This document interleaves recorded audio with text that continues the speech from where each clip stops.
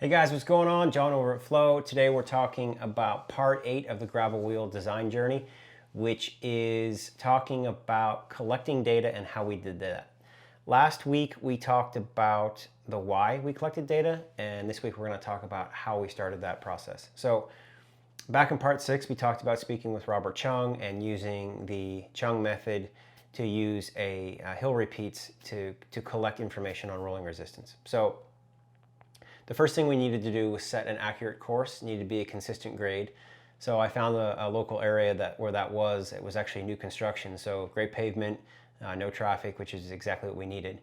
And we had to get specific elevations. So I thought we could do it with a phone or an app, but I realized that the GPS on something like that is accurate to within 3 to 40 meters, which was not going to work. So I ended up renting basically a grading surveying stick, which got us down to an accuracy of about plus or minus 5 centimeters. So we plotted the course, we had all that information, and that was perfect.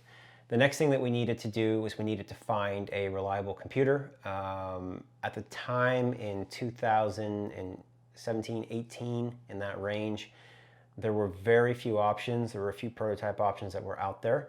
And so we ended up contacting a group out of the UK called Red is Faster. They had a prototype arrow stick basically that they were using, and they sent us out one to test. Awesome unit, very advanced for its time. And we went out and we did 2 tests. The first test was just to see if we could measure any type of difference in rolling resistance with different pressures. So we had one tire and we did one run at 80 psi, and then we did another run at 120, and we collected the data. And then we also wanted to test and see if we could measure a difference in rolling resistance with rim width differences. And so we had a very relatively narrow rim at about 17 millimeters internal, and then we had one at 21. And so we rode that as well.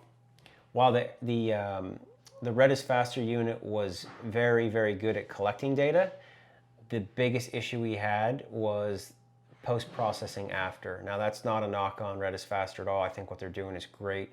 We were just after a very, very specific thing, and to process those couple files took about 8 hours, and so it wasn't really what we needed.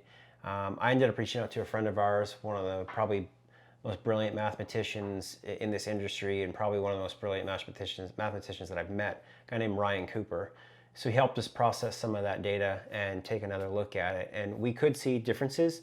We definitely saw a difference in the different pressures, and we did notice a difference in the different rim widths. So while we were collecting the data, and what we really needed was something that we could process data very quickly that would give us sort of immediate results, and because we needed to collect a lot of data. So stay tuned for part 9 of the gravel wheel design journey, where we continue talking about how we're collecting the data and how that ended up taking us to Calgary.